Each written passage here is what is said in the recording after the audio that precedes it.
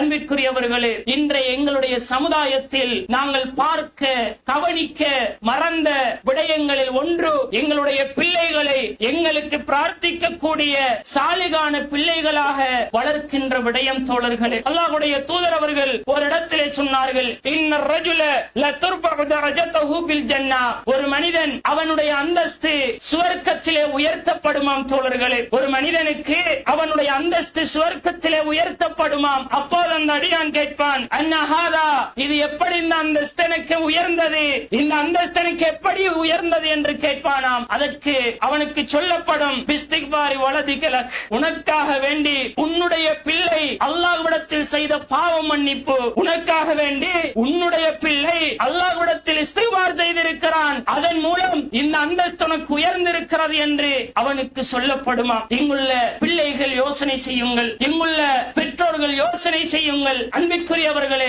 நான் என்னுடைய தந்தைக்கு கரமேந்தி அல்லாஹ்விடத்தில் பிரார்த்திக்கின்ற நல்ல பிள்ளையாக நான் வளர்ந்திருக்கிறேனா? என்னுடைய பிள்ளையை நான் வளர்ப்பதற்கான முயற்சியில் நான் ஈடுபட்டிருக்கிறேனா? அன்பிற்குரியவர்களே, குறைந்தது தோழர்களே, குறைந்தது என்னுடைய தந்தையுடைய ஜனாசா தொழுகை, என்னுடைய தாயுடைய ஜனாசா தொழுகை, வாழ்க்கையில் நான் உயிரோடு இருக்கின்ற போது என்னுடைய தாயும் தந்தையும் மரணித்தால் ஒரே ஒரு தடவைதான் அந்த தொழுகை என்னால் தொழ முடியும். அந்த தொழுகையில் மூன்றாவது தக்பீருக்கு பின்னால் ஒரே ஒரு தடவைதான் அல்லாஹ்வுடைய தூதர் அவர்கள் ஜனாசாவுக்கென்று கற்றுத்தந்த அந்த பிரார்த்தனையை ஓத முடியும். அந்த பிரார்த்தனை இங்குள்ள எத்தனை பேருக்கு பாடம் இருக்கிறது தோழர்கள்? எத்தனை பேர் அதனை நாங்கள் மனனம் செய்திருக்கிறோம் என்று ஒரு கணம் யோசனை செய்து பாருங்கள். ஒவ்வொரு ஜனாசா தொழுகையிலும் அந்த துஆ ஞாபகப்படுத்தப்படுகின்ற அளவு அலட்சியமாக வாழ்ந்து கொண்டிருக்கிறோம். என்னுடைய தாய்க்கும் தந்தைக்கும் நான் பிரார்த்தனை செய்வதை போல யாராலும் பிரார்த்தனை செய்ய முடியாது.